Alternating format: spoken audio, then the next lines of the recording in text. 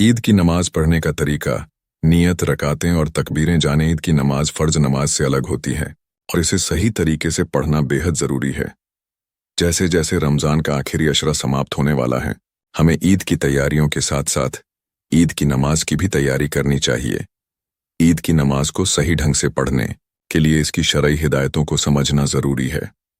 इस लेख को ध्यान से पढ़ें, क्योंकि अगर नमाज में कोई गलती हुई तो आपकी ईद की नमाज पूरी नहीं होगी।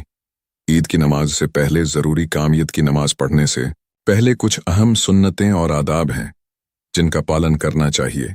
अच्छे से नहाएं, गुस्ल करें, सबसे अच्छा कपड़ा पहनें, इत्र या कोई अच्छी खुशबू लगाएं। नमाज से पहले खजूर या कुछ मीठा खाकर जाएं। एक रास्ते से जाएं और दूसरे रास्ते से लौटें, यह सुन्नत अमल है। तकबीर पढ़ते हुए जाएं।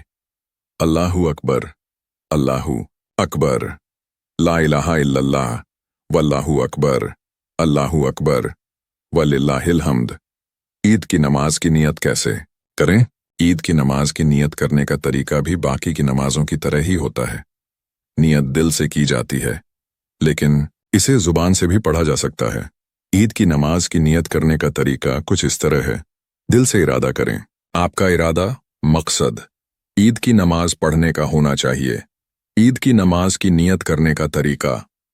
नियत करता, करती हूँ मैं 2 रकात नमाज ईद उल फित्र वाजिब चाहे जाए तकबीरों के साथ, वास्ते अल्लाह ताला के, मुंह मेरा काबा शरीफ की तरफ, पीछे इस इमाम के। ईद उल फितर की नमाज पढ़ने का तरीका। ईद उल फित्र की नमाज 2 रकातों में अदा की जाती है।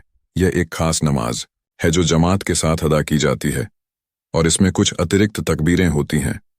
अगर आप ईद की नमाज पढ़ने का सही तरीका जानना चाहते हैं तो इसे ध्यान से पढ़ें। ईद की नमाज की नियत करें दुआ के साथ।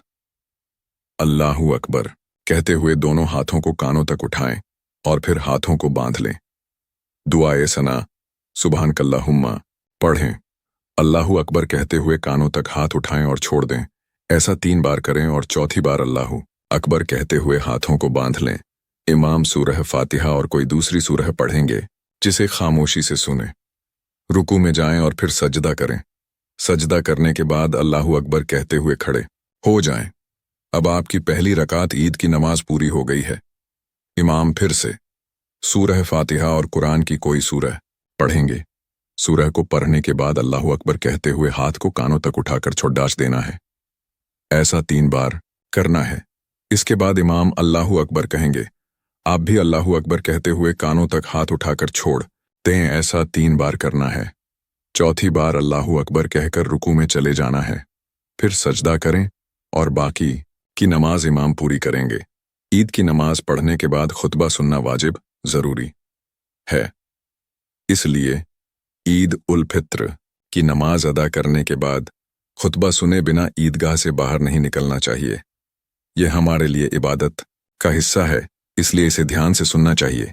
ईद की नमाज की तकबीर क्या है? अल्लाहु अकबर, अल्लाहु अकबर, ला इलाहा इल्लल्लाह, वल्लाहु अकबर, अल्लाहु अकबर, वलिल्लाहिल हम्द। ईद उल फितर की नमाज में कितनी तकबीरें होती हैं? ईद की नमाज में कुल 6 अतिरिक्त तकबीरें होती हैं। पहली रकात में सूरह फातिहा और सूरह मिलाने से पहले 3 तकबीरें।